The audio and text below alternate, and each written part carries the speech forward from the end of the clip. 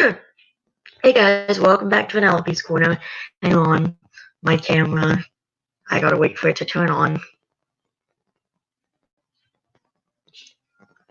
I'm just waiting for my camera to turn on right now so I can do what I gotta do. So just hang on a second. Sorry guys. Okay. There we go. Alright, it's working. It's working. Oh, I have to do this. Wait. Share screen. Okay, share screen. Do it just. Alright. Chrome tab. Experiments of Twilight Sparkle. There we go. Okay. It's working, I think. It should be working. Yes! It's working. It's working. Okay. Once again, I'm not sure how Nathan makes it bigger like that, so we're just gonna do it this way. Unless there's a way to like do it. I don't know if I don't know. I don't know how Nathan does it. So, I mean, I don't know. Maybe like this? Wait, no, that's not. Oops. Oh, look at that. I figured it out. Okay, that's better. Excellent. That is better. Yay. All right. This is part 2 of a 2-part live stream. There's no one here right now. But if you're watching this after and you haven't watched part 1 yet, then you should probably watch part 1 first, because I'm going to be reading a book and you have to understand part 1 to understand the rest of the book that I'm going to be reading. So we're about to do this afterwards.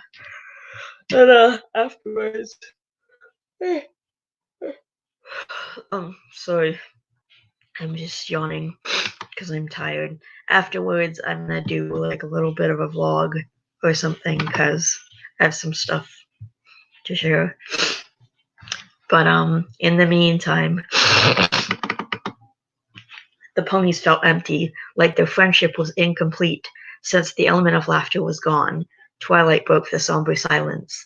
Now you honor the process of dying via suffocation even better than before. Although no one here knows it like Pinkie Pie did. So much rage was directed towards the mere murderer. Rarity expressed her fury. If I had my horn, you... She bitterly wept. AJ spoke. If we ever get out of this, she swallowed, you are no longer our friend. Dash was in a state of extreme trauma. Dead. She was shaking and crying. Twilight found something that amused her. Aw, Fluttershy is still out cold. I'll have to fill her on all what she missed. Ha! Applejack noticed Twilight's sudden personality change. How in the hay can you laugh about this? Ha ha ha ha! Oh, AJ. Twilight took off her surgical mask to reveal an impossibly wide, demented clown-like smile. Let me show you why I laugh. Twilight pressed her face into Apple's chest, breathing heavily into it. Such beautiful, powerful muscles. Oh, I must know more of them. Moving herself away from AJ, she brought many sharp-ended, needle-sized rods of various lengths, with small bulbs on their tops, to the farm horse. With her glowing horn, she inserted rods of specific lengths into specific areas in AJ's body, with specific angles, with great precision. So many inserted rods were covering the orange pony. She didn't bleed a lot, though, because the tips of the rods were extremely sharp. The twisted scientist sat behind the panel of buttons. She magically uncuffed Applejack. AJ fell to the floor, then stood up in disbelief. Was she free? Thoughts were racing through her head of what move she should make. She quickly tried to set her friends free. Everyone was grateful for another chance to get out of this living hell. She tried opening the cuffs. It did not work. She attempted to pull them out of the cuffs, but they were too firmly held in place. She lunged at Twilight. Set them free, or you will root. AJ suddenly lost control of her body. She felt like the bulbs on the needles in her were sending jolts of electricity through her muscles. Then she noticed Twilight's horn radiating light, causing a lot of buttons and dials to be pushed and turned on the control board. Twilight gave a confirmation. Yep, I now control almost every muscle in your body responsible for voluntary movement. Rainbow and Rarity feared for their friend. What did Twilight have in store for AJ? Now do you see the funny side? Twilight said as she forced a smile onto Applejack's face. Twilight's mouth then retained its usual form. Aw, I'm only fooling around with ya. Anyway, enough tomfoolery. Let us move on to lesson 2.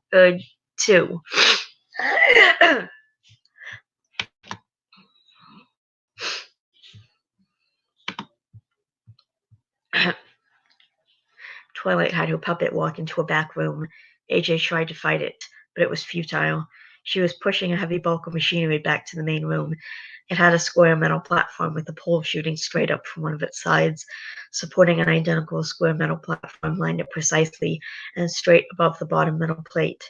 And there was a meter measuring weight in newtons at the very top of the pole. Twilight took a small controller that was connected to the bottom of the pole via an electric cord.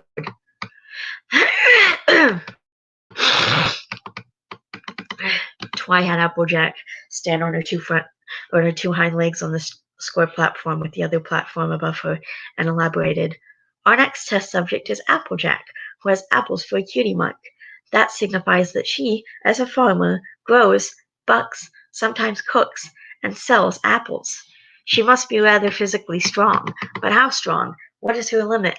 Well, using this device in my hooves, I will have the top platform pushed down on Applejack with a force equivalent to the weight of an object with a certain mass. The mass will be measured in kilograms, and the weight will be measured in newtons, which is mass in kilograms times the acceleration of gravity, which is 9.8 meters per second per second. I don't understand any of that. And the meter at the top of the pole will show the force of the simulator weight in newtons pressing against AJ's body. It's AJ's job to hold up the platform. Our goal here is to find out just how much weight she can lift before she breaks, as I add to the force little by little, newton by newton. Let's start with, say, 300 newtons. And here we begin. Oh, one question, AJ. Do you still think of me as a friend? Answer honestly. I don't owe you any answer, replied the orange pigtailed pony. Applejack, answer me, and I'll set you free. That's a lie. I don't know. And I'm not just saying that because I heard this book before. Thank you for your truthful answer, Element of Honesty. I, however, am not that element. I'm not going to set you free. I figured that. Suddenly, AJ felt her mouth and tongue move against her will. Of course I'm your pal, Twi. I'm so grateful we're doing this together, but I do hate these 3 other losers. Rainbow and Rarity did not expect this from Applejack. Twilight informed them, Oh, don't worry. She still loves you all dearly. I made her say that with these rods. Just having some fun. He pressed a button and turned a dial on the control device in her hoof. The top plate was pushing down on the reluctant pony. All Rainbow Dash and Rarity could do was watch and dread. Their hearts were racing. They did not want to lose another chance to break free from this nightmare. Don't let that jerk keep control over you. Show who's boss. Rainbow Dash cheered AJ on. We know you can fight it, Rarity said, trying to boost enough confidence into the struggling pony. AJ was trying her best to move away from under the square metal plate, but the bioelectricity from the rods were too strong. She had no choice but to have Twilight force her to push up on the platform. 300 newtons were no problem. Very good. You're stronger than I thought, the experimenter mocked. She turned the dial, and the meter at the top read 445 newtons. More. Twilight turned the knob, and the meter went up to 574 newtons. It was now getting a bit hard to hold up. Add a little more, and you count to 4, Twilight happily sang. Remember that? Oh, that Pinkie Pie. Twilight turned the dial. 671 newtons. AJ was getting sore. She turned the dial continuously without stopping, but at a very slow pace. The arrow on the meter moved past the 712 newton mark, then the 756 and 801 newton marks. As it hit the 885 newton mark, Applejack's muscles were incredibly sore, very, very tired, and in such pain. She wanted to just lie down on the floor and rest so badly, but that wasn't going to happen.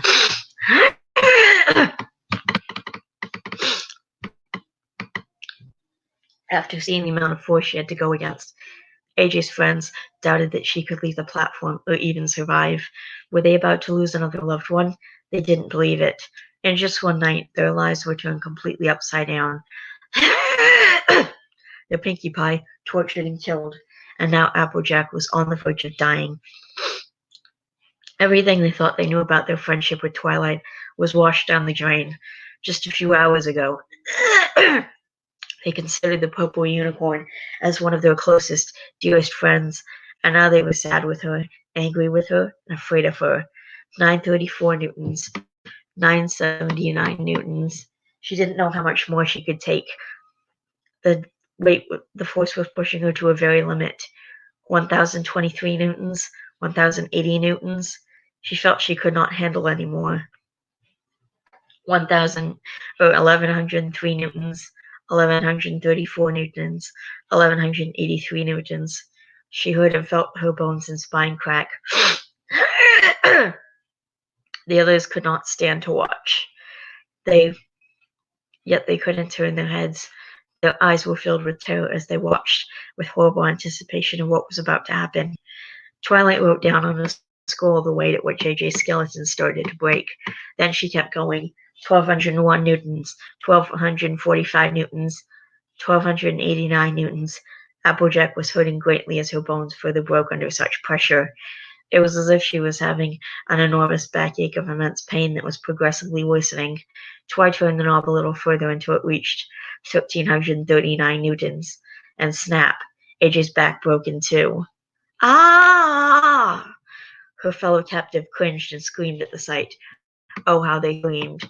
She fell to the floor, only to have the top plate smash into her face and break her nose. Her screams of pain were muffled by the crushing metal surface. Her skull bone as well as her rib cage cracked in several areas. The unicorn wrote down the force at which her spine broke in two, 1,339 newtons. And done. I wonder. She continued to increase the simulated weight. The pressure was so extreme that the orange earth pony's ribs shattered into over a dozen pieces. The fragments punctured the lungs. She could no longer scream. She could only sound a muffled cry. You should be very proud of yourself, Apples. Applejack could barely hear the scientist speak. You contributed your life to science. I know I'm proud of you. There was massive internal bleeding. All she could think about was the pain, until her skull fractured into about 12 sharp pieces and cut through her brain. Her life functions faded. She shared the same fate as Pinkie Pie, death. Rainbow Dash turned for experimentation. I'm enjoying this too much.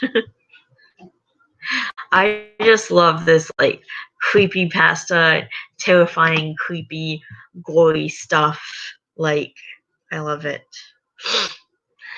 Hang on, what's this? MLP creepypasta. I'll have to check that out later. While Fluttershy was still unconscious, Dash and Rarity were crying harder than ever. Their bodies were aching with pain from the psychological trauma alone. This isn't happening, Rarity sobbed. Twilight would never do this to us. It seemed they would never get out of this hopeless situation. They had no reason to continue hoping. Twilight turned off the electronic instrument. Now that we got the cliche physical torture fitness experiment, sorry guys, out of the way, let's begin with the psychological. Dash next. This is a nightmare. I'm just having another horrible, realistic nightmare. Her muscles tensed as the doctor came to her with a syringe. Now this is when the truly interesting experiments commence, Twilight said, holding the needle closer to Dash. Rainbow Dash, you are the best flyer in Equestria, are you not? Rainbow Dash just stared. Twilight gave Dashy a good slap. Are you? Twilight. Sorry. Are you? Dash spat on Twilight's amused face. Twilight gave her a harder smack. Then she punched her hard in the nose and mouth. Come on, give me an answer. Rainbow's mouth and nose bled. Yes, it's true. Then you must be physically fit, Twilight said. I'm amazed you were never a Wonderbolt. Oh, she will be. Seriously, why wouldn't the Wonderbolts accept you as one of them? They knew you were the very best flyer in the skies. It makes no sense. Tell me, are you in season? And I swear, I will inflict so much more pain on you than before if you do not answer truthfully. Dash did not know where this mare was going with this. She didn't know what to say. Would it help further along her sick experiments if she did give her this information?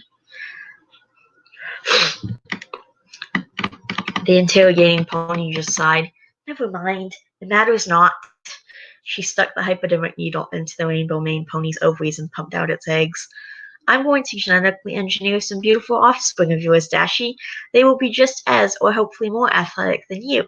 I've already extracted sperm from Soren. He really liked that. She winked. It's like they will be both of your children. Orphan children. Dash just realized the implications of what she'd just told her. You killed Soren? How many other ponies did you kill? Twi happily replied, I'd prefer to say ponies I've experimented on. Let's see this, Lyra. When I exposed her to high doses of radiation, I started with smaller doses. Kind of silly, but I wanted to see if she would mutate. She didn't quite, so I exposed her to more. It didn't turn out exactly as I hoped. With snails, I don't remember what I did with him. The next one is embarrassing. Get this, I removed all of the mare's organs and bones. Then I tried taking various body parts and organs from several other ponies and put them all together with the mare's brain to make a pony of my own creation with the mare's consciousness. The poor composite body wouldn't budge. The two shaking pony prisoners were struggling to cope with the realization of what a sickening reality this really was. They were sick to their stomachs.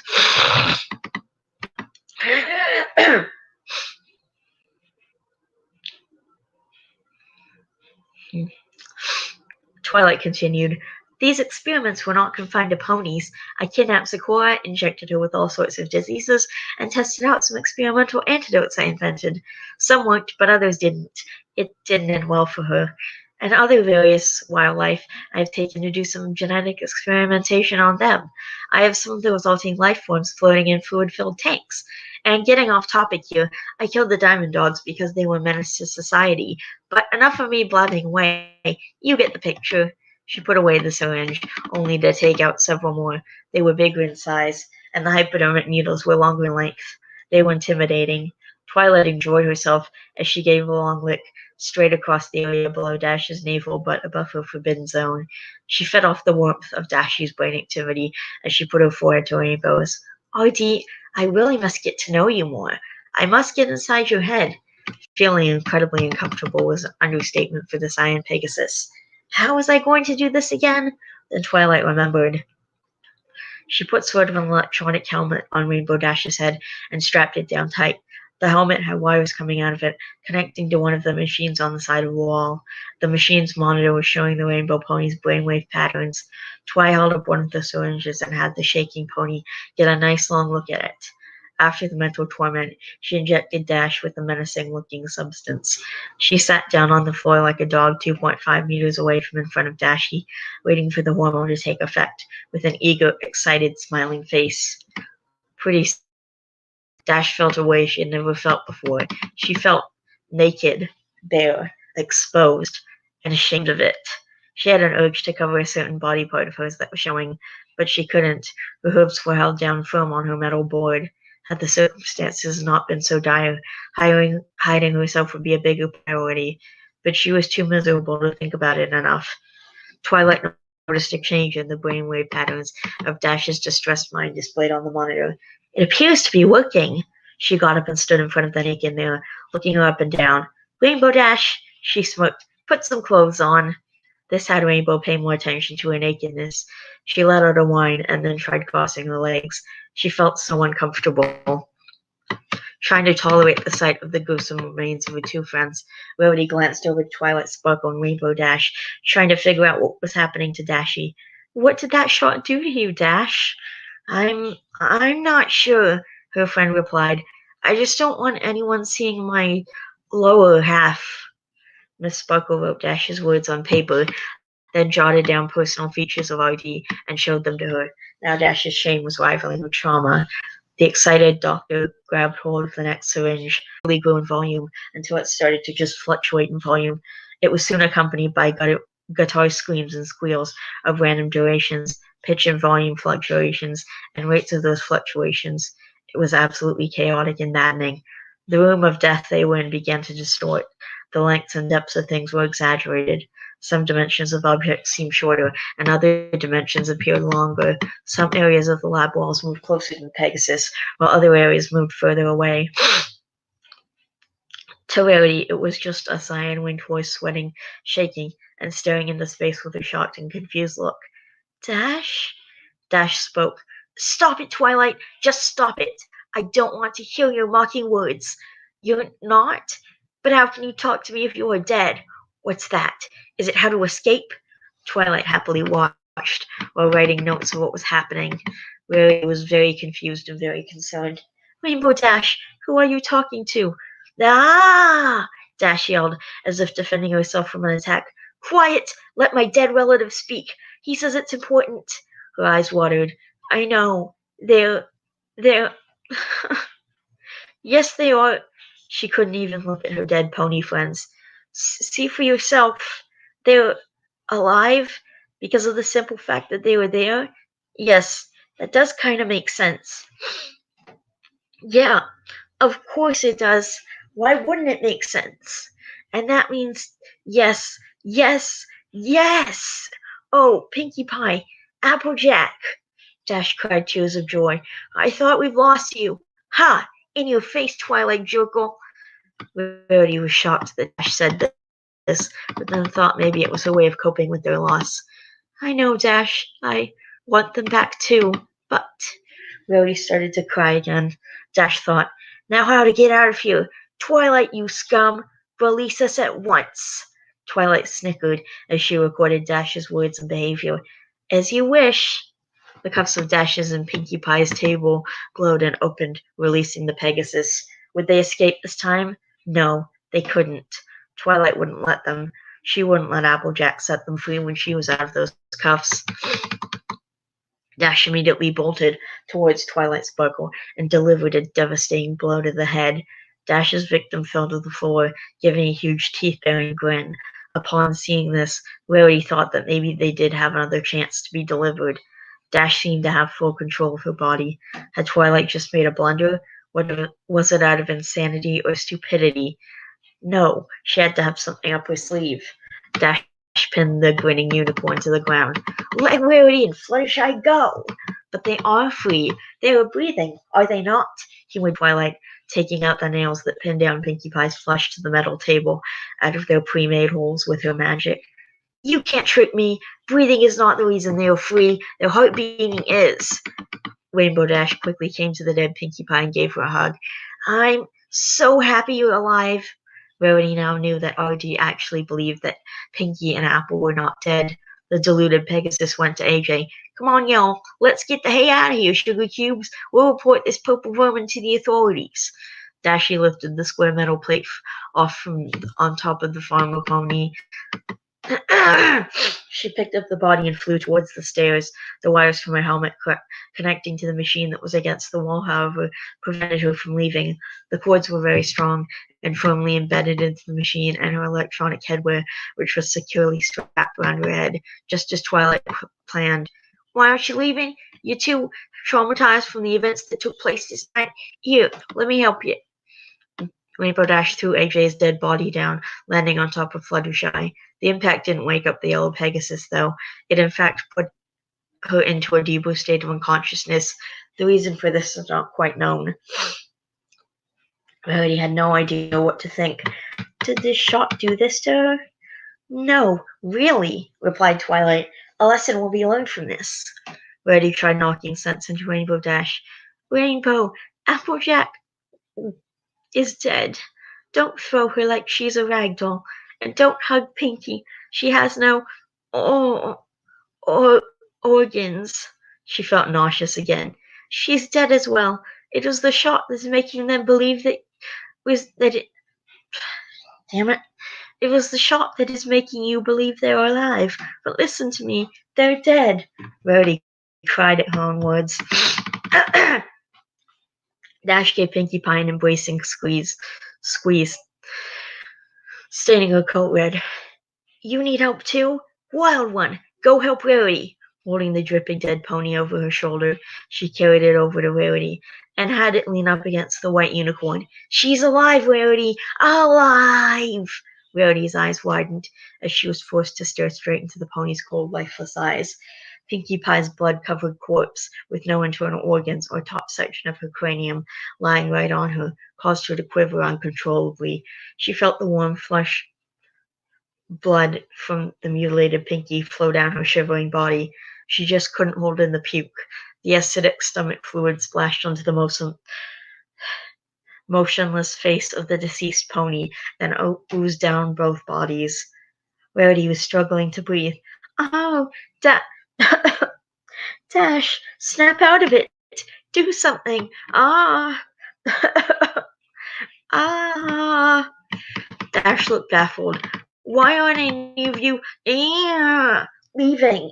She picked up Pinkie's body from Rarity and shook it violently, making blood and vomit splats on the surrounding floor. Yeah, silly. Let's go for a party. I'm serving multicolored cupcakes with raspberry frosting and grape-flavored sprinkles. Rarity knew that her Pegasus friend had officially gone completely mad, but nothing prepared her for what happened next. After laying the body on the floor, Rainbow Dash sat next to it and sank her teeth into one of the front legs and tore off a huge mass of Pinkie's raw red muscle. Free samples, Dash said, gnawing on the piece of skeletal muscle while blood was dripping down from her mouth. In a few moments of great solicitude, Rarity loudly vociferated. While shaking and twitching with such force, she strained various tendons in her body. After chewing and swallowing about 1/3 of the piece of Pinkie that she had ripped out.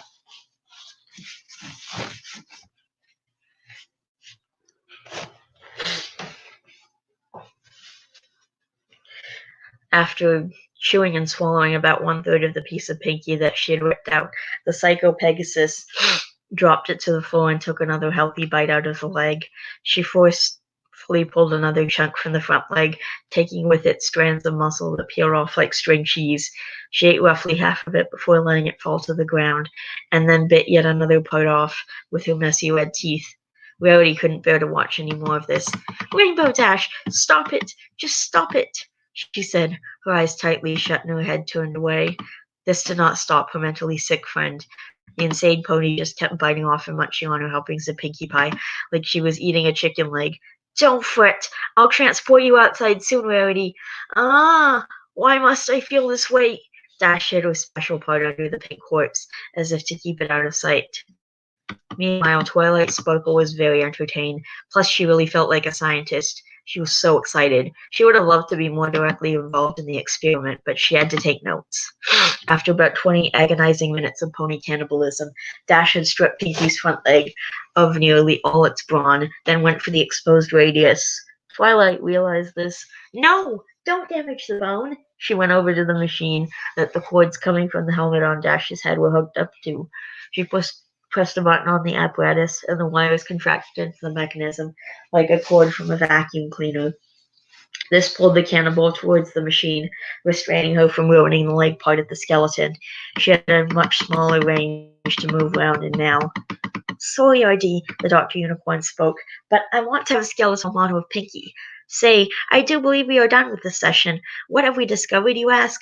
We discovered that under her current state of mind, this is how RD manifests her loyalty to her friends. Just look at how desperate she is to free you all, such as by transporting Pinkie out of this place. Onward! The restricted cyan Pegasus tried desperately to break free. She was pulling hard on the strap of her electronic headgear, but she couldn't break free. She was like a vicious dog held by a tied-up leash. I need to let my friends know I love them. Why won't the noise stop? RD kept struggling, but after a few minutes she sat on the ground, shaking and in a fetal position out of shame and fear. She was wearing a scary grimace. She was sweating so much she looked like she went bobbing for apples. Her eyes were wide, her pupils were small, her eyes looked around like crazy. Then her expression changed. For a few moments she was looking as if she were thinking hard about something. Meanwhile, Twilight Sparkle had a few sips of her hot orangey green drink from the glassware and was about to prepare for Fluttershy. She was stopped, however, by the sound of something ripping and a muffled scream, followed by the sensation of being hit by a soft, wet, and squishy object on her side. The object fell to the floor, making a splat sound, like a dropped gravy-covered scoop of mashed potatoes. She turned around to see what had caused this. She saw that Rainbow Dash had a huge, deep gash in her hind leg, with a lot of blood rushing out of it. "Oh, I suppose we are not done. Wow, that drug is having a more severe effect on you than I predicted," Twilight said while she readied her pen and paper. Rainbow Dash was in tears as her mouth grabbed its second smooth piece of her outermost organ. "I must break free!" She stretched it to its breaking point. "Oh! Ha, ha, ha, ha, ha. It's necessarily transporting myself over there." She noticed that the purple unicorn was observing her. She spat that bit of herself out of her blood-dripping mouth. "Stop looking at me! You're looking at my vulva, aren't you?" she cried. She took an even bigger mass out of her own throbbing leg and released her loudest scream yet, at the same time crying more tears of burning pain. The nude winged pony placed her own sticky blonde fragment in between her legs. Twilight gave a giggle as she continued jotting down what she saw. "You will see who will come out on top. I'm breaking free as I speak." Dash continued the cycle of tearing off some of her own leg, wailing and weeping, and spitting the lump of herself out onto the floor away from her. "Ah, see? Even now, I am slowly moving towards that spot, and out of these chains. Ah!" she said, while pointing to that area she was throwing herself to, bit by bit. Spoke the thinking unicorn. "I took enough notes. I'll let the machine continue recording the brain activity through Dash's helmet and analyze the data later. Now we may move on. Oh, joy!" The doctor went to the back room to retrieve a cart with a tray. The tray had tools on it, hidden under a cloth. There were also alcohol-filled basting bulbs and bottles of water. Twilight gave Fluttershy a few slaps. "Yoo-hoo! Time to wakey, sweetie. You can do it." The Pegasus didn't respond. Twilight gave her a gentle hug and then moved to plan B. Oh my gosh, I need a drink.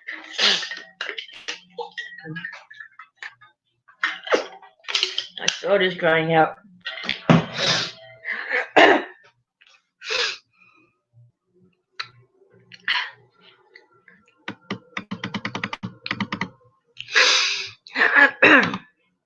Did anyone come to the stream yet? Nope. Shit, I'm half an hour away. Whatever. It was dark, black. She was unaware of anything, asleep. Suddenly it was cold and wet. Something was dripping down her body. It woke her up just a little. Then she remembered. No, that didn't really happen. Of course not. It could not have. It was just a false memory, a dream. She heard a voice. "Fluttershy! Come on, Flutter!" Voice was accompanied by sounds of misery. She was coming to, but she was afraid to open her eyes. The stench of death was in the air. A scream suddenly rang through her ears, with a splat noise soon after. Her eyes were more tightly shut. She thought to herself, "No, it's not true. I refuse to believe it." But what she could hear suggested otherwise. "Fluttershy, we can't start this if you're not awake." The voice sounded clearer to her now. Fluttershy slowly opened her eyes. They widened with terror as her worst fears were confirmed. Pinkie Pie was on the floor, cut open and empty, and next to a pile of her own meat fragments, with a large puddle of blood underneath. And then there was Rainbow Dash. One of her hind legs was almost completely bone, and the other was being ripped apart by its owner's jaw. The pieces were being thrown into a pile 2 meters away from the sobbing Cyan Pegasus. Though hornless, Rarity was otherwise untouched. Fluttershy's shining eyes watered at the sight of her friends like this. It was too much for her to take in. Scared and confused like nothing before, Fluttershy averted her eyes down, but that made it worse when she saw Applejack's severely bent dead body right below her. She regurgitated and was about to pass out again No, Fluttershy! Twilight dumped more cold water on Fluttershy, who reacted to it immediately. The bound Pegasus began to cry hard. Twi started speaking words of comfort to her dear yellow friend. I know, it's hard, but I'm here for you. Fluttershy only cried harder, not understanding why Violet was saying this. Hey, I know what will make you feel better. I brought you a friend. Twilight had a tied-up angel hover over to them from the back room. You, you let Angel go! Fluttershy did her best to give the kidnapper the stare. The demented unicorn gave that same impossibly wide smile as before in return. Flutter was taken back. Twilight giggled. Oh, Shy, I was just teasing. Guess whose turn it is for experimentation? Fluttershy's heart was pounding like a jackhammer. Fluttershy represents the element of kindness. Her cutie mark shows 3 butterflies. That is saying that she's kind to elements in the wild. To animals in the wild, tending to their needs. Do we all acknowledge this? Rainbow? Ah, ha, ha, ha, ha. I'm nearly done with my back legs. Soon I will walk, Dash said, throwing the severed leg bones in the pile. I'm so happy for you. Rarity? Rarity said not a word. She merely hung her head low, letting out constant quiet wails and whimpering. Oops. Letting out constant quiet wails and whimpering, not sure how else to cope with the trauma from what was transpiring that night. Great! The magic unicorn made a chef's knife materialize and held it with one hoof. Fluttershy almost let panic get the best of her, but she regained enough composure to give Twilight the stare again. Don't you hurt him. Let him go now, if you know what's good for you. With a sudden fast movement, Twilight held up the knife right in Fluttershy's terrified face. I won't hurt him. Her magic bearing horn set Fluttershy's right upper hoof free. She landed the blade's handle into that right hoof. Would you hurt Angel? Just a stab in the heart will do. For me, please. What? I could never harm another creature, except you. With such emotion, the yellow Pegasus threw the large kitchen knife towards Twilight. It grated her left side. Hello. The sharp horn mare picked up the knife and gave herself a horizontal slash across the forehead, wearing a big smile. You're funny. She bounded Fluttershy's right hoof. Putting the bunny aside, she took hold of the chef's knife and gently ran it across the yellow Pegasus' left cheek. Do you know what I'm going to do to you if you don't kill your bunny friend? I would rather die than kill a poor helpless creature. I know you would. That's why I'm going to keep you alive. If you won't kill him, then I shall break you until you do. That's the experiment. It will show us your breaking point. It will show us just how kind you really are. Fluttershy saw the evil doctor prepare. Her eyes widened with fear as she saw the doctor setting up the implements of torture.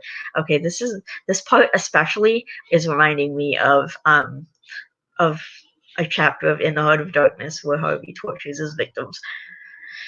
I just realized the person who wrote this, well, not the person who wrote this, like I said, this girl didn't write the book, but the person who posted this has a Bill Cipher icon that says trust no one underneath it as her Wattpad profile pic. Right on. Her heart nearly skipped a beat when she saw the display of sharp metal blades, syringes, basting bulbs, and a few other menacing objects, all neatly organized on the silver tray. Twilight saw the fear in her eyes. I know how sensitive you are. I don't expect much. I don't expect that it will take much. All of this can be avoided if you just kill Angel. Then I can promise you a quick and painless demise. Once again, lies. Fluttershy just stared at the instruments that lay on the table. Then she looked at a frightened Angel. Never. Very well. Twilight sparkled a bit more of her favorite drink. Then she used her magic to turn on a record player. It played with a lovely waltz tune with a tempo of Andantino. I hope I'm pronouncing that correct. She grabbed a scalpel. You know, you are aiding me in my own research. That deserves its own cutie mark. She started cutting. The initial feeling of the knife cutting through Fluttershy's right flank was that of a sharp pinch.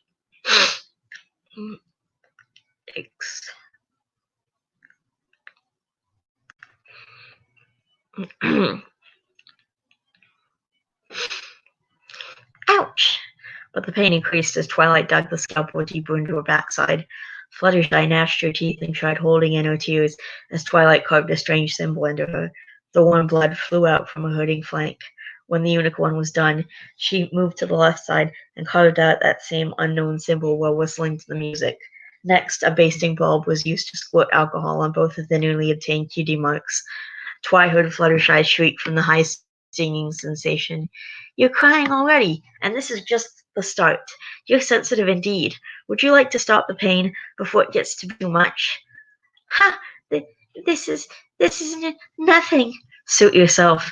Twilight gripped an apple peeler, pressed it against the yellow left hind leg, and peeled away. Her victim cried while twitching and jerking her leg as her skin sliced into long, curling, sticky strips and fell to the floor. Soon almost half her leg was a shiny dark red color, with red streams flowing down from it. Twilight put the peeler back down on the tray.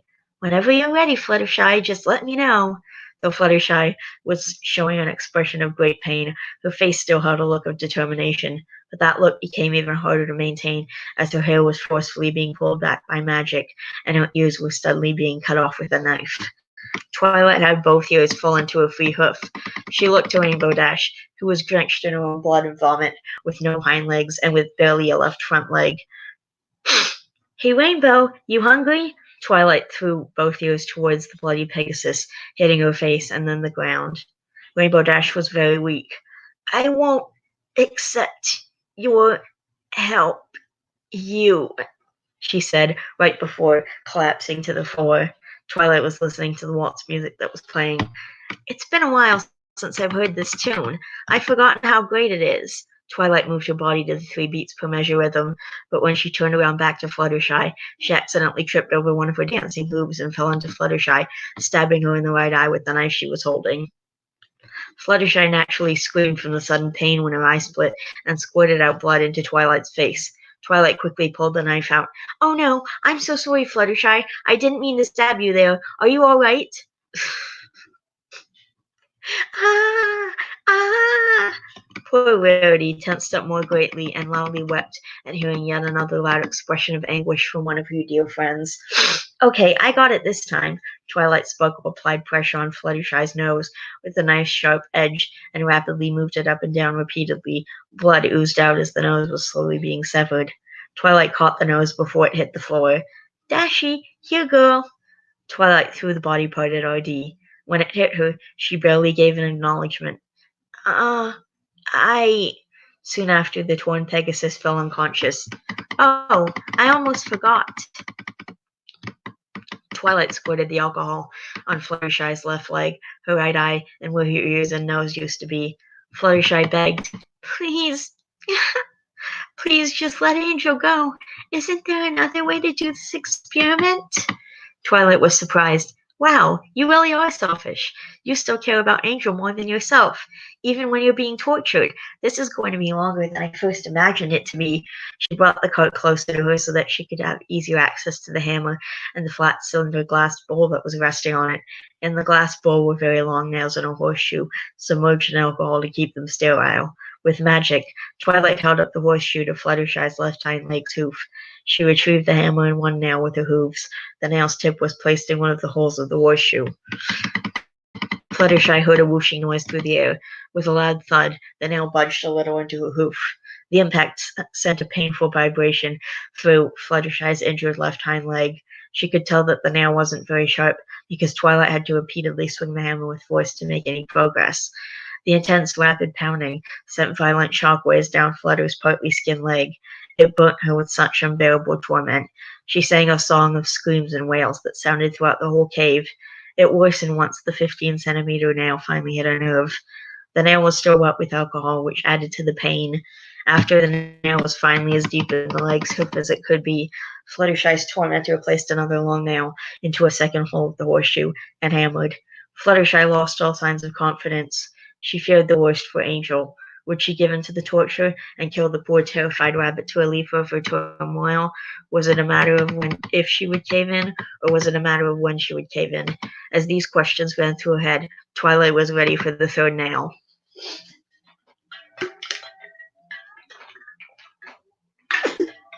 Quick water break, because All this reading is making me very thirsty. It's making my throat dry out. There's still no one in the stream. When about half of the nail was in the hoofed and leg, Twilight was swaying her body back and forth to the music until she couldn't stand it anymore. I'm sorry, Fluttershy, but I've not heard this music in the longest time. This is my favorite part. I can't control myself any longer. I've got to dance. I'll be right back. She put down the hammer and began to have more fun with the music. She stood on her two hind legs and pretended she was dancing with a partner. She was having fun.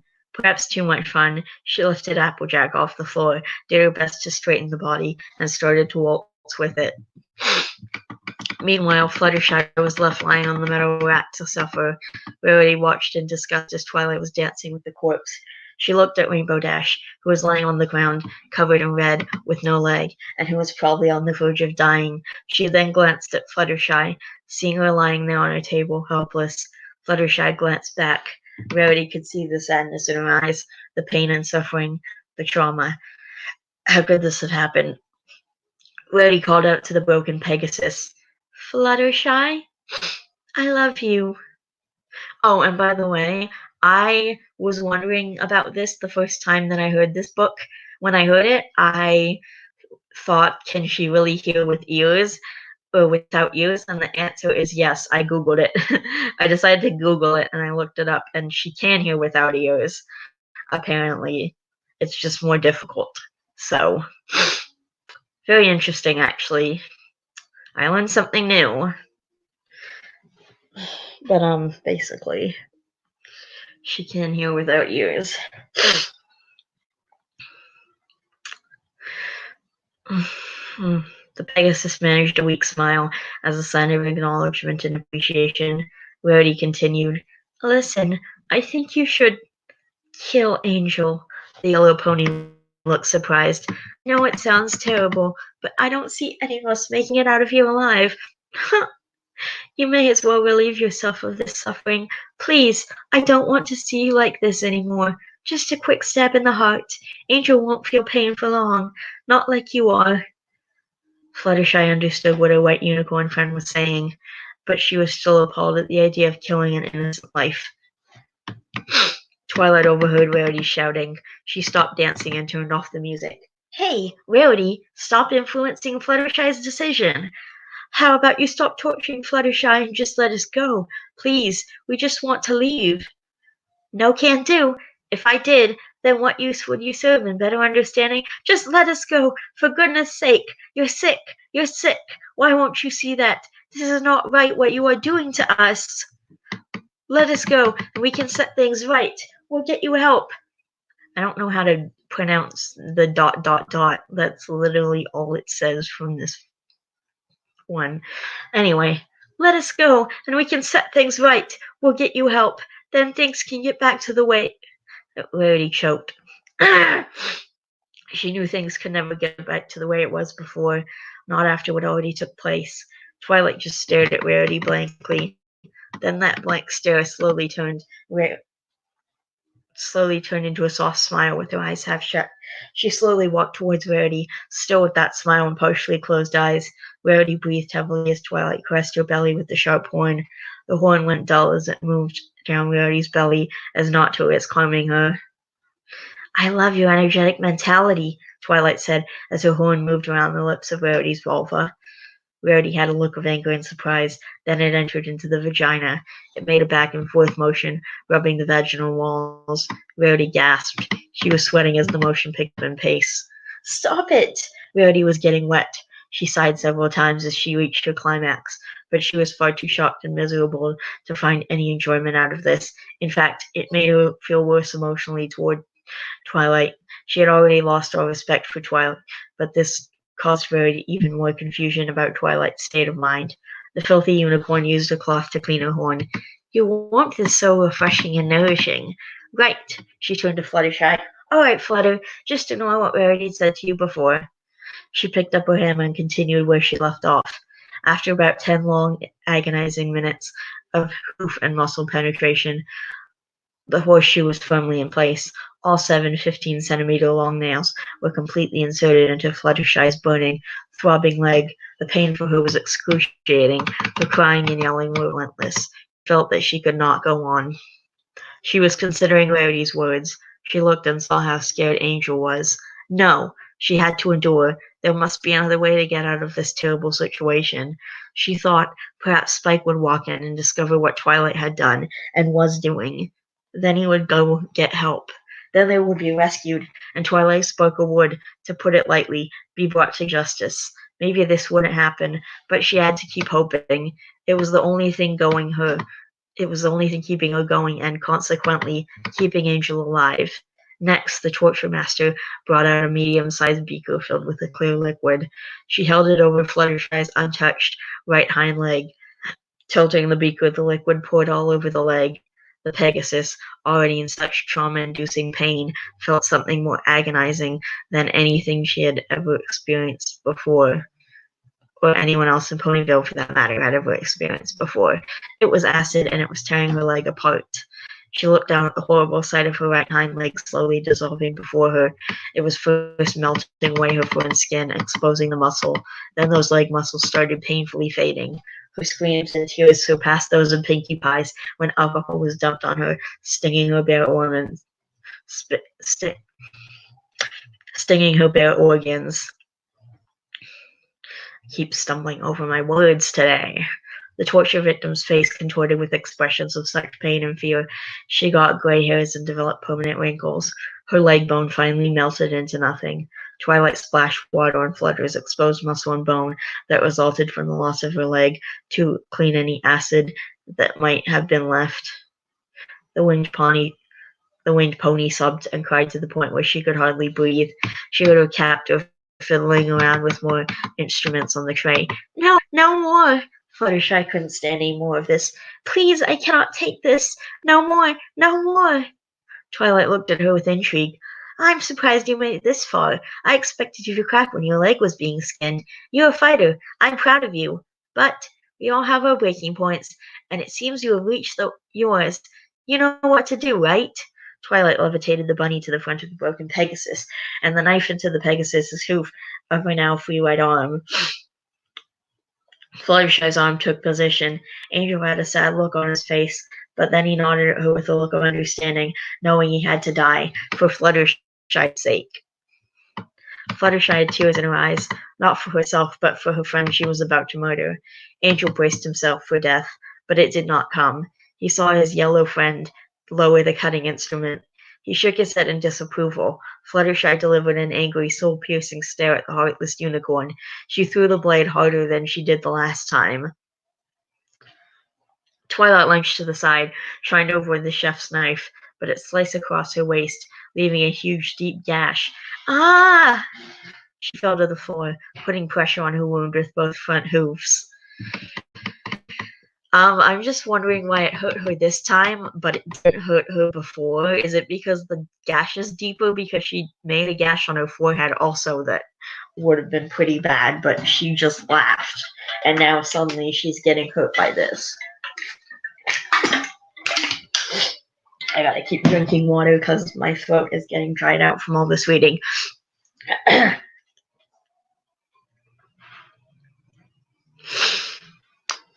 But, yeah, I'm wondering why she got hurt this time, but she didn't get hurt before.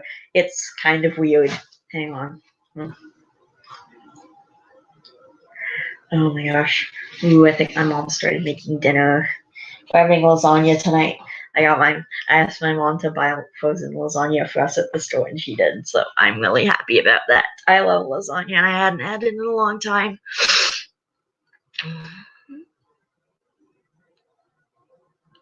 Alright.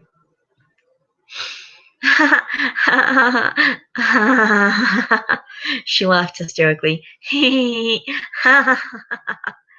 The demented unicorn slowly stood up, still laughing, and with her front hooves on her side. With a slight struggle, she walked over to the cart where she last left her drink. She put the laboratory flask to her mouth and took a sloppy chug. Some of the liquid dripped down her mouth. She looked at her attacker. You're a fighter. Do you love pain this much? I'm glad you've been having a great time. We'll continue this if you really want to. I'll even up the ante. Fluttershy suddenly noticed extra restraints were put on her, around her neck, chest, and abdomen. After patching up her wound with some bandages and floating Angel to the ground and out of the way, she held up 2 syringes from the silver tray and 1 hoof to her victim's face. Fluttershy could not imagine what was in store for her after hearing Twilight's ominous words. Up the ante. She had already suffered pain she never could have perceived before. Twilight explained. The shot from this hypodermic needle will keep you awake and alive for what's to come. Fluttershy's heart was pounding so hard it felt like it was going to burst out of her chest. She nearly had a heart attack from fear and hearing her tormentor's promising words. Twilight was savoring every bit of fear. This shot from the second hypodermic needle will heighten your sensitivity. You'll be hypersensitive.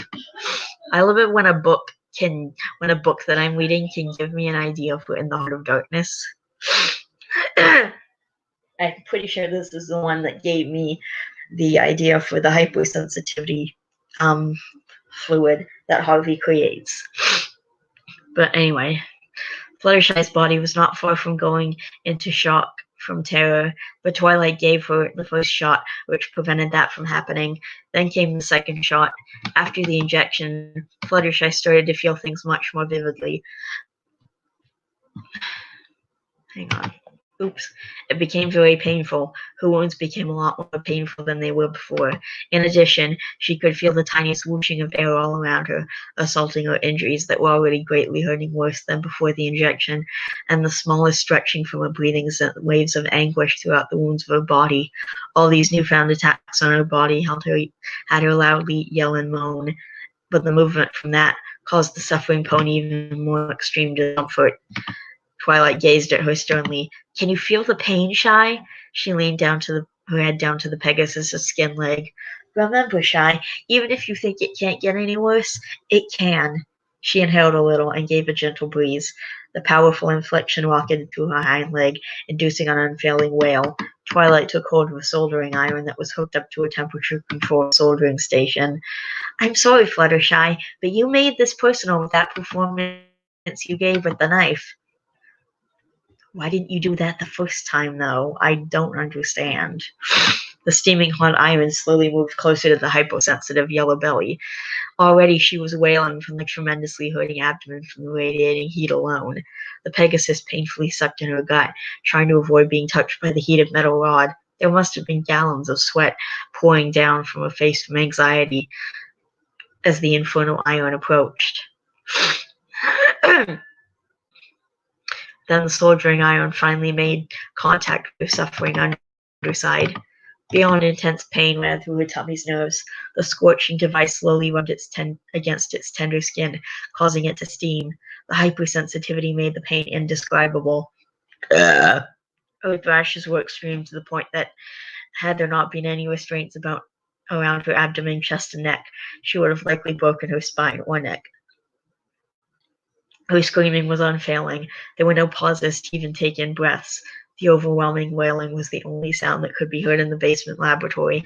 During those moments, the horrible agony that Pegasus was experiencing was evident in her facial expression. It was a contorted, terrified grimace and distorted features of a screaming face that no one thought possible. She was hoping to pass out or die. Anything to make the pain go away, but alas, the shot given to her was keeping her alive and awake. In roughly 7 minutes, Fluttershy's tummy was covered in severe blisters. Twilight finally stopped. Fluttershy developed wrinkles and gray hairs, making her look 40 years older. By now, she was willing to do anything to stop this madness. She had at last broke. Twilight waited for a response from her. Fluttershy so desperately wanted to tell Twilight that she was ready, but she was in such a state of shock, all she could do was quiver uncontrollably. I can tell that this time you're willing to kill anyone, let alone Angel, Twilight spoke. I'm sure of it. And she was correct. Fluttershy just could not go on. She released the yellow Pegasus's front leg. The knife was planted into it. Angel was levitating up to her. She was struggling to move her quivering arm to stab Angel, considering the amount of shock she was in. But after about 45 seconds, she finally managed to deliver a fatal blow to the bunny's heart. Angel was no more. Twilight tossed the body to a rainbow dash. She was probably long gone by now. Twilight recorded her latest finding. Now I suppose I owe you a swift demise. Here it is. The curious unicorn thought for a moment.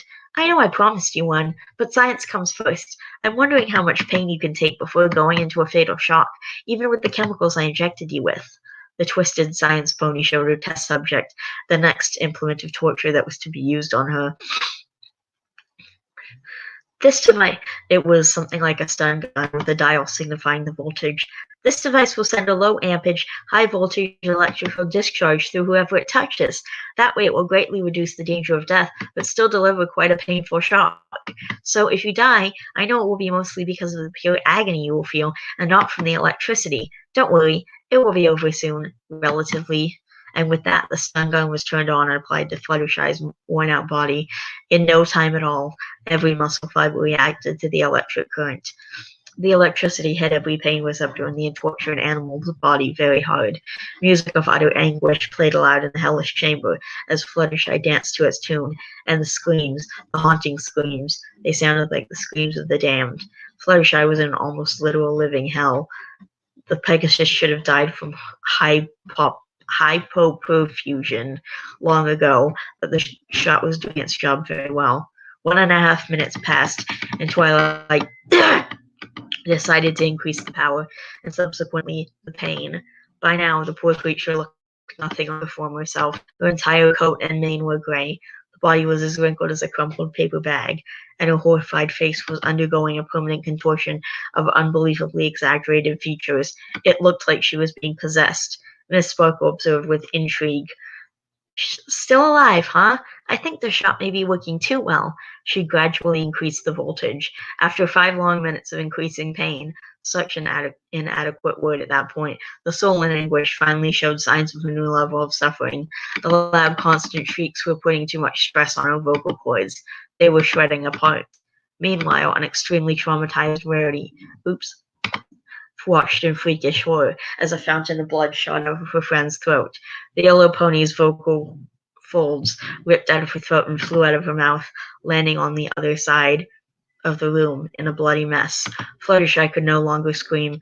Her screams were replaced by Rarity's. The cuffs holding down Fluttershy were bending from the tremendously forceful throbs of pain. The powerful jerks against the restraints put so much pressure on her body that her leg bones and rib cage broke apart. Next, her spine cracked in several areas, and then, thankfully, mercifully, Fluttershy's neck twisted and snapped out of place, finally ending her suffering. That was fun.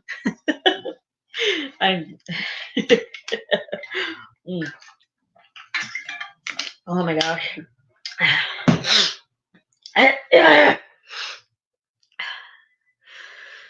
Oh my gosh. Oh, man. Alright, time for the last part. This one's kind of long. How long have I been doing this? At least an hour. Yep, a little over an hour.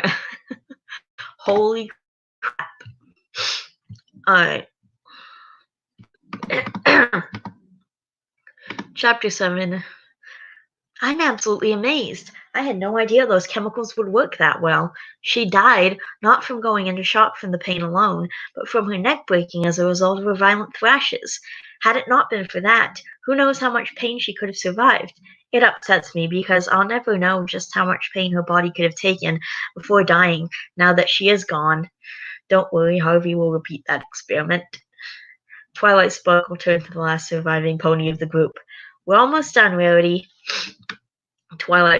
Rarity was shaken and teary. All of her closest friends were no longer with her. She was all alone. Excuse me.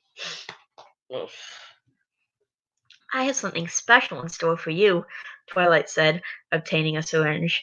Rarity said nothing. She didn't care anymore. She was just grateful that she would be joining her friends soon, but hoping it would not be too painful. The purple unicorn stuck the hypodermic needle into the white pony's spine, just below the neck. Slowly, she was using losing the use of all her voluntary muscles below the neck. She, though looking forward to her death, was frightened as to what she might be subjected to before her final departure, especially seeing the torments Fluttershy had to go through. Please tell me what you plan to do to me. Rarity, I want it to be a surprise. I've been looking to your session most of all. Oh, the secrets that will be revealed. A button glowed on the central control panel, and Rarity was released, but unable to walk or crawl away. Twilight hoisted the fallen pony onto her back and carried her to the back room. The back room's contents were completely organized. It's Twilight. What else did you expect? The carts of active organ-containing jars were all lined up next to each other against the walls. The surgical knives, bone cutters, and all other kinds of tools were sorted on category by category on trays and in metal cases, all resting on counters and shelves. And glassware, such as test tubes and flasks, were sitting in glassware holders, also on the counters and shelves. And there were a few other strange devices up against the walls. At the end of the room was a door accompanied by numbered buttons on the wall next to it. Twilight spoke or typed a long numerical code, opening the door, allowing them to go inside an elevator. Twilight looked so excited. Congratulations, Rarity. You're the only one of the 5 who get to see my underground lair. Not many from the outside have ever visited or even heard of my lair. Fortunately for me, there's a lot of spelling and grammar mistakes in this book. I'm not too worried about it as long as I understand what she's trying to say. I don't want to make a big deal. I don't want to make a big deal about it. I mean, I could give her some constructive criticism, but there's a lot of it. I mean, I don't want to make a big deal about it. I don't want to make people feel. I mean, I'm not one to try and make people feel. I mean, I'm not one to make people feel bad about their spelling and grammar mistakes. I mean, I've been writing since I was a little kid, and I still make spelling and grammar mistakes like all the time. Like I have to go back in my books and I see all the mistakes in it, and I see all the spelling and grammar mistakes that I made. It's just something that happens when you're a writer. You're bound to make those kinds of mistakes. I could still give her some constructive criticism, but honestly, this was uploaded so long ago that she's probably heard it all. 4 buttons were visible on the elevator wall near the door they entered. Each corresponded to a floor. The purple unicorn pressed the very top button, so I keep getting mixed up, sending the elevator to sublevel 1. 3 minutes passed, and the door on the other side of the elevator opened. Twilight carried the hornless unicorn through the door and down a few hallways, making some left and right turns. During that walk, Rarity noticed a multitude of numbered doors, as in a hotel, only less friendly looking, because the floors and walls were mostly concrete and metal. In addition to the labeled doors, there was what looked like a cafeteria, a medical center, and an entertainment room. Passing by, arriving at some stairs, Twilight informed Rarity.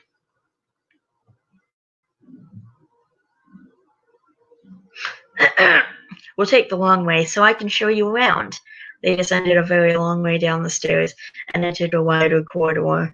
All along the right wall was a long glass window. Peering through the window, the paralyzed pony saw an extremely large room in which were long conveyor belts, machinery, construction supplies, and an enormous empty space in the center. Rarity had no idea what to think of this. What is all this? Progress. It's amazing how much can be accomplished with powerful levitation magic and hundreds of diamond dogs and thousands of parasprite slaves under my hypnotic spell. I thought you killed all the diamond dogs. Well, why, it only took 3.5 months to construct this entire lair. It couldn't have been done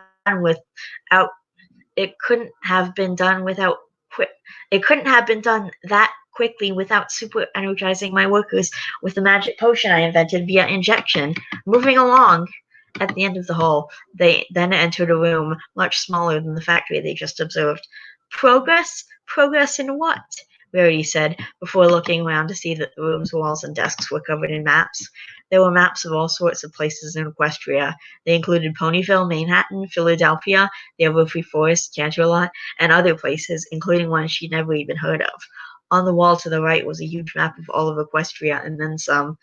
To answer your question, let's just say I have big ambitions. Very, very big ambitions, Twilight said with a gleeful smile. The hornless unicorn's puzzled look changed into a look of great surprise and horror on realizing the implications of Twilight's statement. Big ambitions. Moving out of the room and descending a long way down some more stairs, they entered yet another hallway. There's no way you can pull this off. Princess Luna. Oh, wait. There's no way you can pull this off. Princess Celestia and Luna are too powerful for you. An army of diamond dogs and parasprites won't work. Diamond dogs? Yeah, right, I know that won't work. You'll be found out. Then Celestia will put you to justice. Oh, I expect them to find out. I intend for them to discover my secret activities, but only when I'm prepared. Rarity thought for a moment, then was tearing up. Someone was bound to hear our screams and begging, especially, her voice choked, Fluttershy. Spike is probably getting help as I speak. Oh dear, you're right. I can't. Okay, it says snort. I can't snort because I don't know why. Ha ha ha ha! Not likely. I put a spell around my basement. Loud sounds, even ones that loud, will be blocked. Quiet ones won't be, so no one becomes suspicious. I use my magic to eliminate all physical traces of what goes on down here. I sometimes even set up a barrier that prevents any unwanted guests from entering. But I'm pleased you're thinking logically. You can see how useful it is to possess powerful magic. Walking through the hall, they passed 8 doors, 4 on each side. The 4 on the left side were labeled Inventions Laboratory. The other 4 on the right side read Chemical Medical Laboratory. They approached the end of the hall, where another corridor crossed the first perpendicularly, making 2 paths. Each side of the hall had 2 doors, making 4 doors total. All the doors were facing them. They read Genetic Engineering Laboratory. Twilight entered with Rarity into one of the doors. It led them to a large, wide, tall, and very, very long room.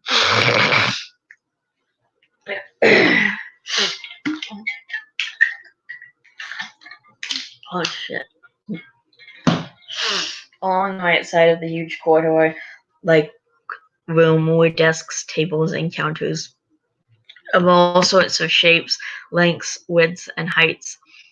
On them were all kinds of tools and devices such as testing tubes, computers, syringes, beakers, cloning cylinders, microscopes, and many other types. Heavy machinery were all over the place.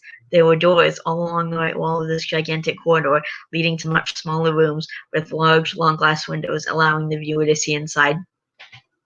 In the rooms were desks with computers, paperwork, and office supplies. On the room's walls were charts. It all looked absolutely intimidating, but it was all dwarfed in comparison by the right side of the giant hallway. There were rows and rows of big cylinder glass tanks that served as giant test tubes. They were filled with a clear amniotic-like fluid, and each housed what appeared to be a sizable developing winged unicorn fetus. The fetus's color was always changing, cycling through the entire spectrum. Their pupils almost covered their entire eyes. Their cutie marks were of that symbol that was cut into Fluttershy's flank by Twilight, and a unique lettered and numbered code under it. Each pony had a unique code of its own. Moving by, Rarity took notice of the monitors that were each connected to its own tank. A ready-by date was displayed on each monitor, along with a category pertaining to the tank's respective winged unicorn fetus. Going down the long room, she read the categories. They included worker, troop, scientist, commander, medical, and others.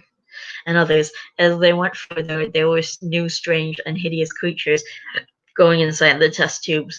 They were all under the category experimental life form. Some were parasprites of larger and smaller sizes, some with sharp teeth and a varying number of eyes and wings. A few tanks held multiple parasprite mutants at once. Other creatures shone with various hybrids of all sorts of combinations of many different species.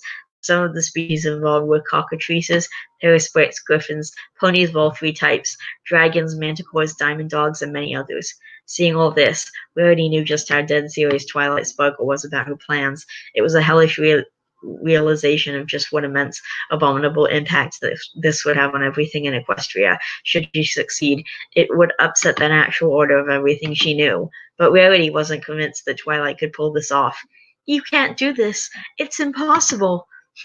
Maybe. We'll have to see, replied Twilight. Why would you do this? To see if it could be done? No, There's absolutely no reason for this. Don't do this. She's already been planning for it for months. You really think she's just going to give all that up? Just because you say, don't do this. Oh, Rarity, haven't you ever wondered if it's possible for an ordinary pony, like myself, to completely rearrange the entire natural order of things? I know I have. That is why I put myself up to this task. I'm very confident in my plans and abilities to execute them. Plus, you have to admit, it does sound fun. It's like a game. Rarity said nothing in return. After what seemed like an eternity walking through a nightmarish display of pure manic terror, they finally reached the end. Going through another doorway, the horned mare carried Rarity through an approximately 60-meter-long corridor, much shorter than the previous room. Twilight checked on her friend. I'm just grateful to see that you are taking interest in my projects. I was afraid that my last remaining best friend would see it as just more boring, fancy-schmancy science stuff, but you don't disappoint. They were at the halfway point of the hall. It was at that time that Rarity picked up faint sounds of moaning and crying. Twilight stopped to rest for a bit. Mayor, I'm tired. That was a long walk. But we're so very close to the appointed place. Drawing closer to the now visible door, the moaning sounds grew louder. Rarity made it out to be a multitude of individuals weeping and begging to be killed. She feared what she would find behind that door. So many thoughts ran through her panicked mind. Who do those voices belong to? What's happening to them? Why are they begging to be killed? Please tell me I won't have to suffer their fate. Please make this as quick and painless as for me as possible. I want to die. Let me die now. Twilight Sparkle chuckled as if Rarity had told her a moderately funny joke. No, Rarity, I don't want you dead. Okay, is she a mind reader too? What the frig, man? I need you alive for a long time for this experiment, too. Oh, yes, I can't believe it. This is going to be so wonderful. It's almost too good to be true, and we're almost here. Hee. And finally, they arrived at the door to the place of their destination. Ooh, are you ready, Rare? The white unicorn was no longer willing to go through with this. She moved one of the body parts still under her control and bit as hard as she could into her captive's neck. Just as Twilight opened the door, before Rarity could take out her chunk, Twi flung her into the room. Ouch, Rarity, that wasn't necessary. Rarity had landed on her underside. The source of the wails was only 1.5 meters away. One of them began to shout, No! Don't cut us open again! Ah! Please, we are large enough. Don't add onto us, cried another, and yet another yelled, It hurts us all when you cut even just one of us. Rarity's eyes were shut tight, far too scared to look up. But it was useless. The cruel unicorn sat Rarity upright against the wall and forced her eyes open with her mystic horn powers. What Rarity was forced to behold horrified her beyond belief. It was a huge, pulsating, moving in place, intricate network of unidentified living organic tissue. They were all branching off several large masses of oddly shaped, disgusting, moist, unknown living tissue. Those hideous masses had strange, wiggling and distorting body parts of unknown functions. The giant, pumping, vile veins of these creatures were all too apparent. There were other nasty features that these things possessed, whose purpose was beyond the terrified mare, and the biggest mass of organic tissue was at the center. But the most horrific part was that they were deformed, wrongly structured, like bodies and body parts of mostly ponies embedded into the network in masses. Some bodies were not even whole, and they were positioned in the most awkward, uncomfortable manners possible in the relationship to themselves and each other. Holy shit, I've been doing this for over an hour. Okay.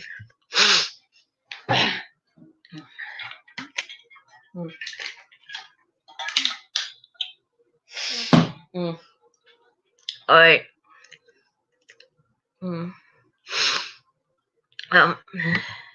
Alright. Oh, hang on, let me... The central shogun is the primary source of their sustenance. It's like their most vital organs.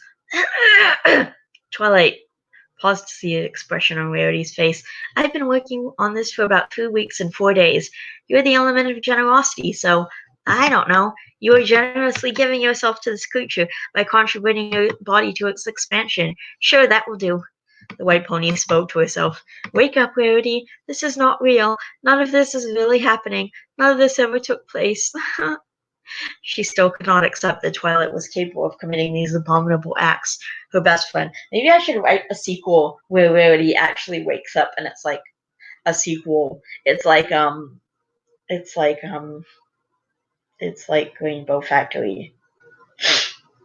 Wait, no, that wasn't the sequel. What is the sequel to Cupcakes? The one where Rainbow Dash wakes up and it's all just a horrible nightmare. I can't for the life of me remember the freaking. It's right on the tip of my tongue.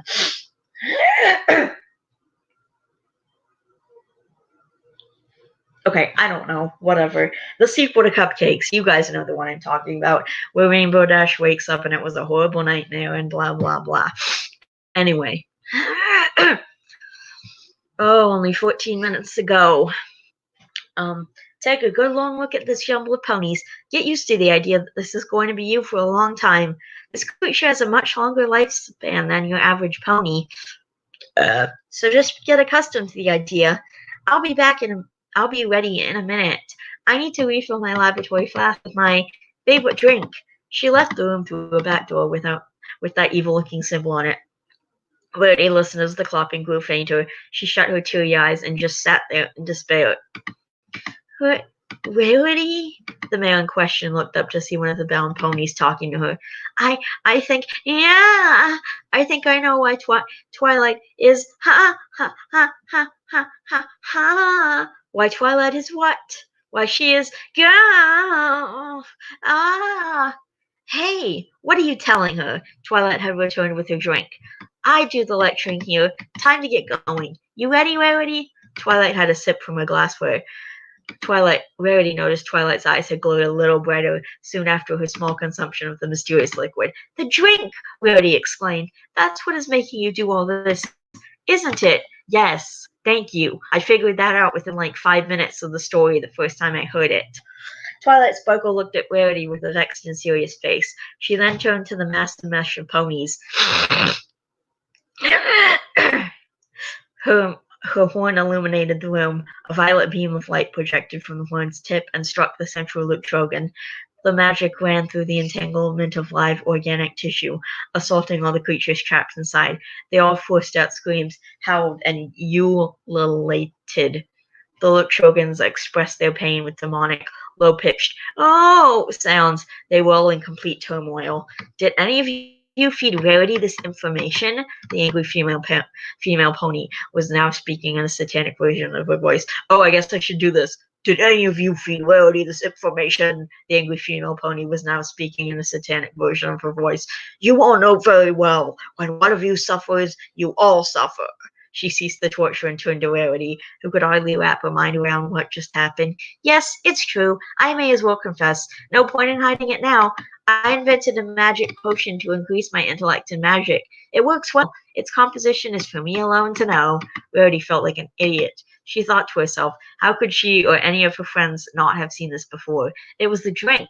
During her twisted experiments, Twi was consuming that strange fizzing liquid throughout the whole night. She felt that they could have prevented all of this, had they only known. And had they known earlier, maybe they could have stopped her from killing anyone. It was a miserable feeling. Rarity spoke. Twilight, all you have to do is put down that glass. Then we can settle everything. The demonic pony's eyes glowed bright white. She continued, this time in her satanic tone. But it's not enough. I'll genetically and magically alter myself, increasing my power and wisdom further, such that I will no longer have to rely on this potion.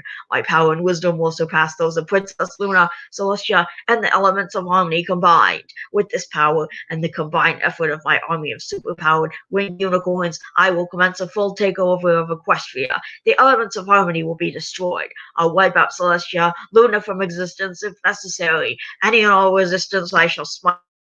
I'll immortalize myself and rule over all of Equestria for all eternity. Wow. Okay. That's... Okay. Interesting. Why would you want to hurt your friends? Twilight reverted back to her usual tone and appearance. She breathed heavily until she calmed down. Sorry, I become a bit too enthusiastic at times when thinking about Equestria's bright future. Bright, really? She wore a smile of the purest glee. You ready? I think the answer to that is no, but she's not going to care. A coat wheeled over to Twi. She opened a metal case resting on top of it, revealing an array of surgical instruments not dissimilar to the ones she had been using all night. Listen, Twilight, I'm your friend, Rarity said, not sure if it was true. Friends don't hurt friends. They don't cut them with knives or stick needles in them. What kind of friend are you?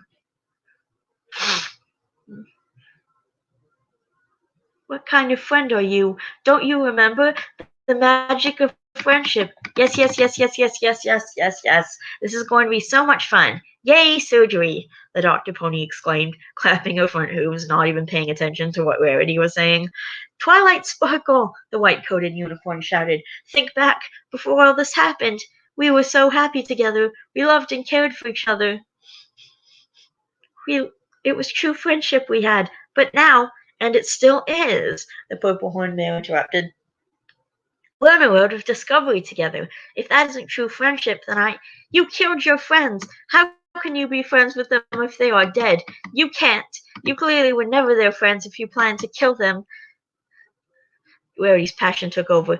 I can't be your friend now. In fact, I was never your friend. You don't deserve me or anyone else as a friend. The lavender horse just stared at the ground, possibly thinking about what the unicorn was saying to her.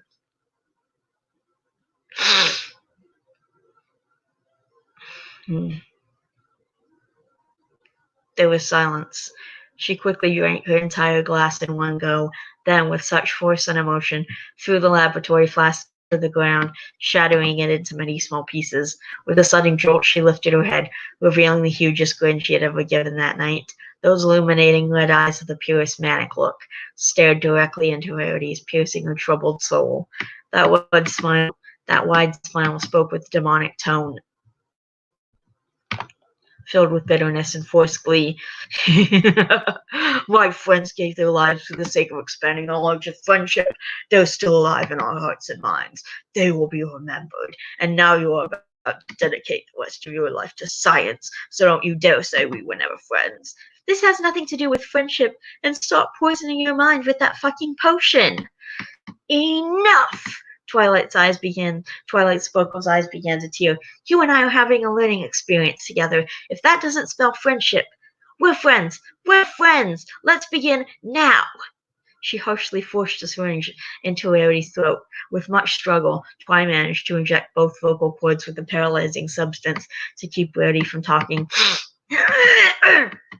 Miss Sparkle had Rarity float to the central Trogon and remain in the air. 2 minutes passed, allowing Twilight to calm down. She moved to her patient. The cot was positioned for convenient access for when the surgeon did her work. She opened the silver case and began. She decided to use her magic for the entire operation, as it would require great speed and accuracy. A small but extremely sharp knife held the levitating pony. It made a deep circular incision on Rarity's soft, fragile tummy. Rarity was paralyzed in that she couldn't move anything below the neck down, but she could still feel the pain that the scalpel was inflicting on her. All she could do was breathe heavily from stress. The surgeon removed the pancake-shaped flap from Rarity and squirted an antiseptic fluid on her fresh wound to reduce the risk of infection. Twilight twirled the piece of Rarity around like she was handling moist, sauce-sprinkling pizza dough. She had more fun when she rubbed the red gooey side of it on Rarity's face, as if she were bragging to Rarity that she can cut her open with no trouble or regret. Rarity thought she was going to vomit any second. Pay attention. You may learn a good thing or two about surgical procedures. Twilight looked down to find a fresh red puddle on the already dark brown stained floor under Rarity. Oh hey, this is embarrassing. She quickly floated clamps to her patient and latched them on along the cut skin to reduce the bleeding. And I just spoke of surgical procedures. The surgeon discarded the red dripping sheet of skin into a meter-wide hole on the top of the central organ. Thin green ligaments with orange, slightly curved hooks at their end extended out of the hole. They caught the tasty morsel by the hooks. After fiddling around with it for a few seconds, they took it down into the hole, where fearsome tearing and shredding was heard. Twi informed, It gets hungry when I perform an operation on it. Convenient that it takes the unneeded body tissue, nourishing everyone connected to it. Isn't it captivating? That sounds scary as hell. Oh my gosh, it's been like an hour and a half by this point. Okay, we're almost done. We're really close to the end. 6 minutes. She turned to a familiar griffin, whose head was buried into the central Lutrogan's base area. Her eyes and beak were poking out. Her body was suspended at a 45-degree angle from the ground, with her back facing towards the floor and feet sticking in the air, and her body was being supported by a strange, disgusting growth that she was connected to, and extending from a smaller, nearby Lutrogan.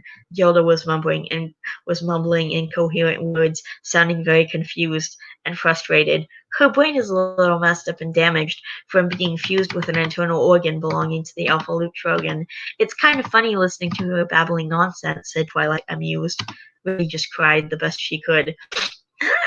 A larger scalpel floated over the griffin's belly and made a circular cut of the same shape and size as the one on Rarity's other underside.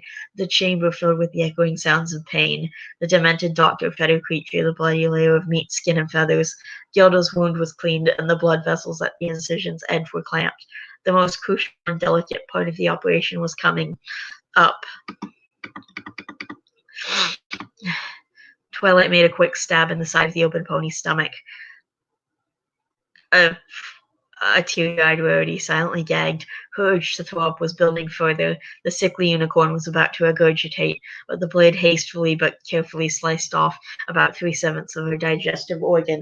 That portion fell off, and the stomach's contents spilled out. This left a huge gaping hole in the front of the tensing, throbbing organ. The surgeon's magic caught the falling tissue and stomach juices.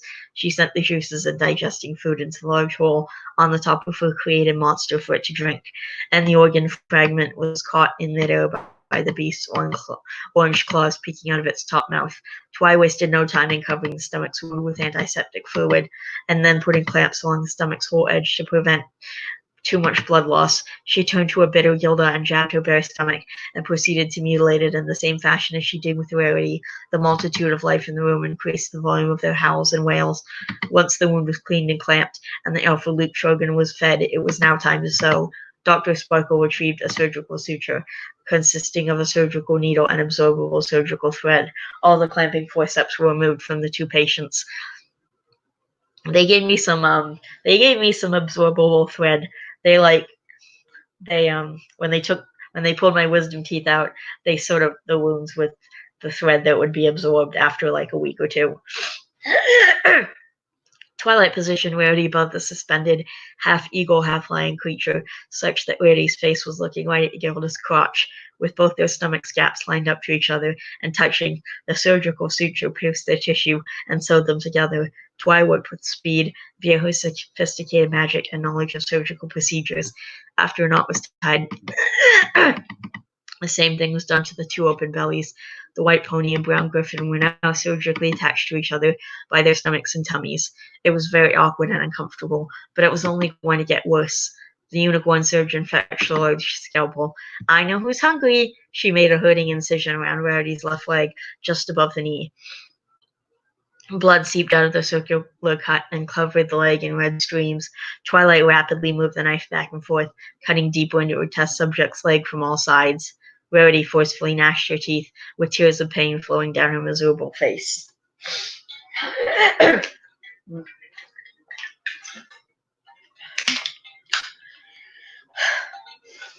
Oh my gosh, we're so close to the end. We're so close to the end. The scalpel reached the bone all along the incision around the leg. The purple unicorn started slicing leg below the incision into slabs of meat. They were tossed into the central creature in the room. After scraping the last bits of bloody muscle off of the leg bone, the massacre doctor used a bone-cutting hacksaw to sever the exposed part of the leg bones. She discarded the bone and continued the same nasty work on her victim's right leg. This time, however, the cut was made somewhere below the knee. With the bone stripped of its brawn, it was cut off and thrown aside. An antiseptic was squirted onto the end wounds of both partial legs. Surgeon Sparkle used the surgical needle and thread to sew the ends of the cut legs to the Lutrogan, just above to where Gilda's head was stuck inside the beast. Rarity felt the paralysis beginning to wear off. She could weakly move her forelegs. A clean-cut bone-cutting hacksaw pressed against her left arm, a centimeter away from the hoof. It sawed off the hoof. The hoof was thrown to the other side of the room. The vocal cords paralysis was weakening. Rarity was now able to moan softly. The surgical suture sewed her front ligaments to a long, hanging piece of the unknown organic material. The hacksaw was cleaned via alcohol and floated to the front leg. The wet unicorn now had enough strength to attempt to fend off the teethed blade. Twilight spoke with slight surprise. What? Did I not give you enough paralyzers? Twilight tried to position the saw to her patient's arm, but Rarity kept waving her arms. Hold still, or we'll never get this done, Twilight shouted. Rarity was rather successful at keeping the bone cutter at bay. The purple pony sighed. She decided to take matters into her own hooves. She trotted to the fending pony's waving arm and used her hooves to hold it firm, but the hornless unicorn's strength fully returned. Quickly, Rarity's front hoof was cut off to hold it firm before the hornless unicorn's strength fully returned. Quickly, Rarity's front hoof was cut off and cast aside.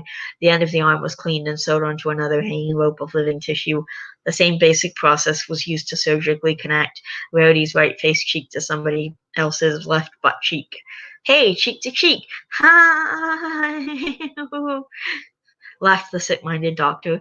After all that surgery, Rarity was very bloody. Her underside, forelegs, and right cheek were wet with red, as she slid blood from all her visible stitches. Twilight informed. The Look-Trogan's tissue should fuse with yours soon. Hey, you love fashion, right? Well, I'm loving your new look. We're almost done. Twilight began to hop around under joy. Yes, yes, yes, yes, yes, yes, yes, yes, yes, yes, yes, yes, yes, yes, yes.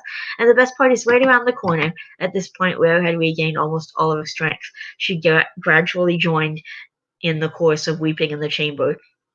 Twilight spoke. Aw, you're sad. Cheer up, Rare. Come on, give me a smile. Rarity continued, wearing a face of great sadness.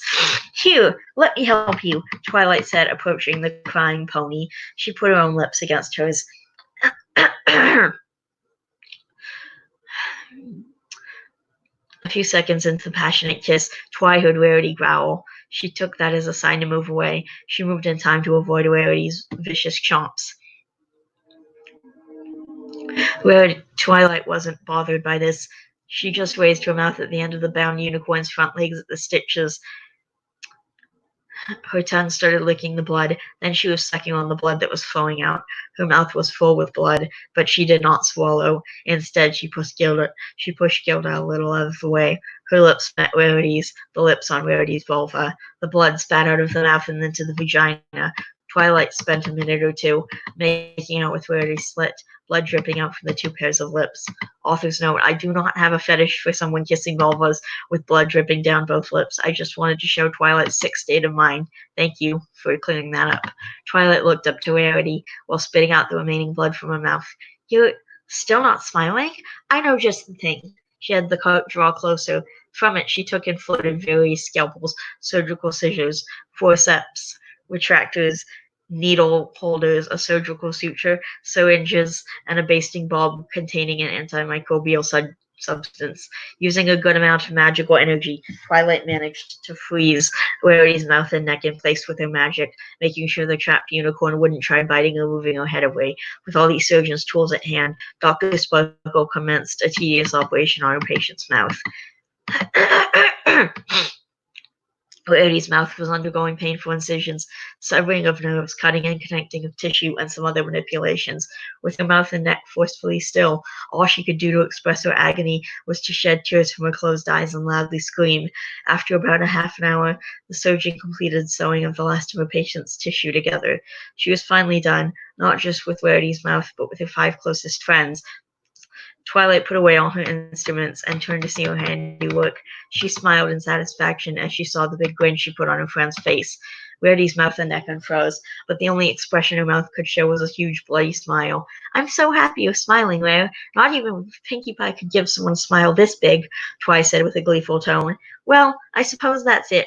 Rarity was crying the hardest she had ever cried. I'll let you know how the invasion goes. See you later, Twilight said just before leaving the room. The last thing she heard from Rarity that night was a long, loud, no! Just before teleporting out of the hall that was just outside of the room in a flash of light.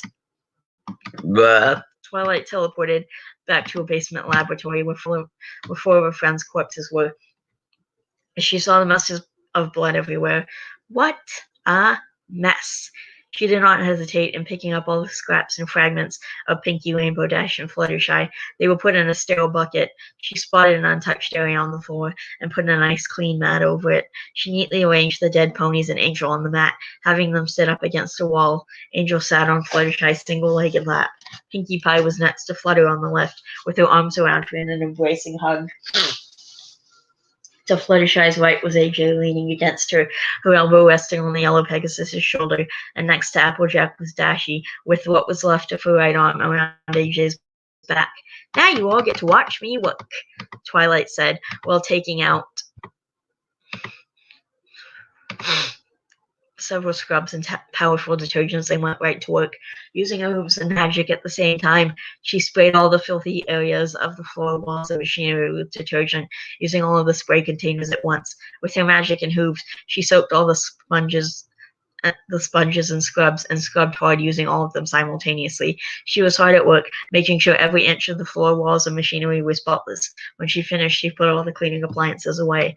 She looked at the entire room and was very pleased with the great job that she did that entire night. She turned to her friends. They all look so cute together, Twi said, in admiration. Then a frown entered her face. But they don't look very happy. It must have been the tough love I've given them tonight, she thought.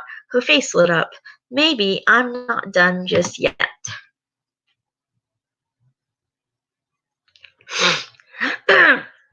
406,000 views. I can't believe that you awesome people actually like this book, but sadly chapter 7 is the last chapter of this book. I hope you have a wonderful day, and I will see you when I see you. Bye.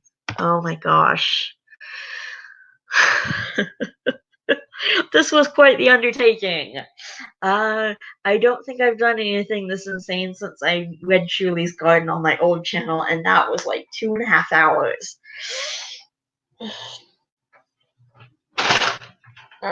I'm gonna write a prequel to this about like Twilight making the potion and drinking it and then going crazy, and the experiments she did before, like on Apple Bloom and Lyra and the other ones. And I might try and write a sequel as well.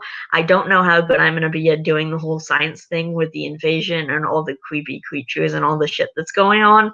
Like, I didn't even understand half of what was happening in the laboratory, so I don't know if I'll be able to make a sequel, but I'm going to try. By the way, my next live stream is something that you guys have been asking for a while.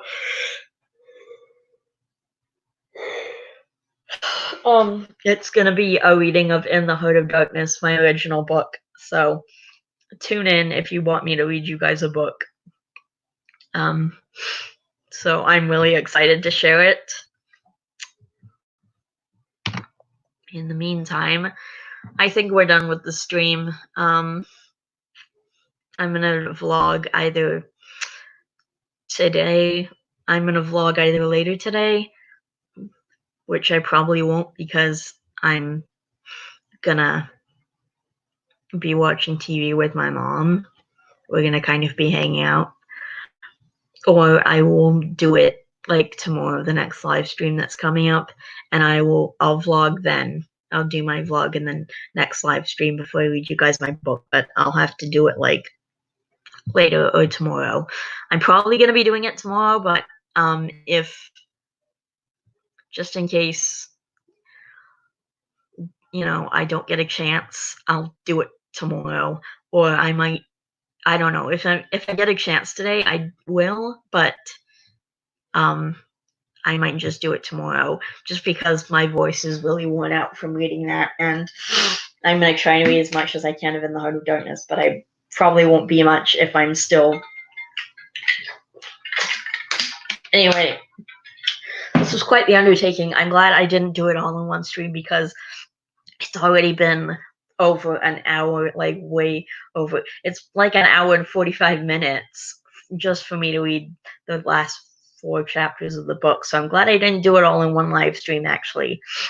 That would have taken 2.5 hours, because it was 45 minutes for the first live stream, and then it was an hour and 45 minutes for this live stream. But definitely come to the next live stream, because I'm going to be reading my original book, and I'm really excited about it. And I love each and every one of you guys. Please don't forget to always be yourself.